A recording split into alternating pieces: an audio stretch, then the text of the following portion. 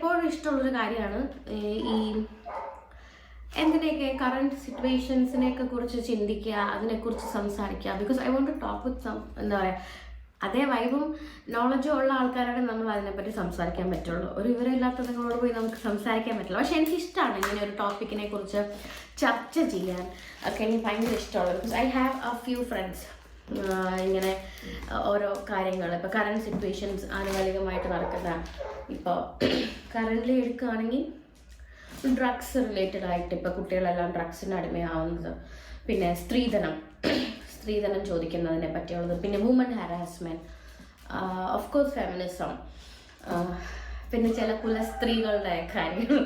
അപ്പോൾ എനിക്ക് കറൻ്റ്ലി സ്ത്രീകളും അനിമൽസും ചില പുരുഷന്മാർ, എല്ലാ പുരുഷന്മാരും സഫർ ചെയ്യുന്നതിൽ തന്നെ, പക്ഷേ ചില ജെന്യൂനായിട്ടുള്ളവർ സഫർ ചെയ്യുന്നവരാണ്. അപ്പോൾ അതിനെയൊക്കെ കുറിച്ച് എനിക്ക് സംസാരിക്കാൻ ഭയങ്കര ഇഷ്ടമാണ്. എനിക്ക് അതിനെ